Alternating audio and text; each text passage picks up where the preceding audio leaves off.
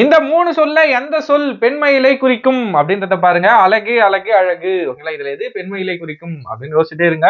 நீங்க group 4 group 2 எக்ஸாமுக்கு prepare பண்ணிட்டு இருந்தா லகர லகர லகர வேறுபாடு சொற்களை படித்தே ஆகணும். ஓகேங்களா? இன்னைக்கு ஒரு 5 சொற்களை பார்க்கலாம். ஃபர்ஸ்ட் பாருங்க, அழகம் அழகம். ஓகேங்களா? சின்னலா பெரியலா. அழகம் அப்படின்னா என்ன? கொஞ்சம் வித்தியாசமா தான் இருக்கும்.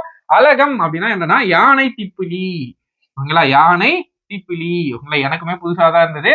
ஆயுர்வேதத்துல பயன்படுத்துற ஒரு திப்பிலி வகை. ஓகேங்களா? இத இமேஜ் வேணா நான் கீழே போடுறேன், பாத்துக்கோங்க. யானை திப்பிலி. அடுத்ததா அலகம். ஓகேங்களா? பெரிய லா போட்டு அலகம் அப்படின்னா என்னன்னு பார்த்தோம்னா பெண்மயிர். ஓகேங்களா? பெண் மயிர். ஓகேங்களா? ஞாபகம் வச்சுக்கோங்க.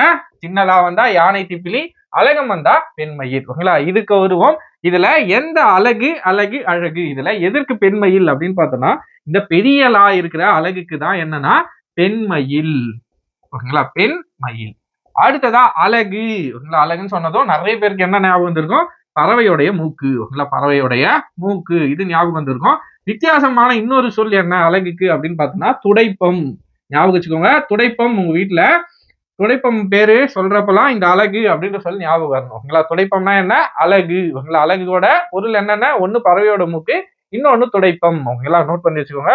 அடுத்ததா இந்த அழகு. ஓகேங்களா? இந்த அழகுனா சிறப்பு. ஓகேங்களா? சோ நோட் பண்ணி வச்சுக்கோங்க. வரப்போற எக்ஸாமுக்கு நமக்கு இந்த லகர லகர லகர வேறுபாடு சொற்கள் கண்டிப்பாக பயனுள்ளதாக இருக்கும். ஓகேங்களா? நோட் பண்ணிக்கோங்க. நன்றி.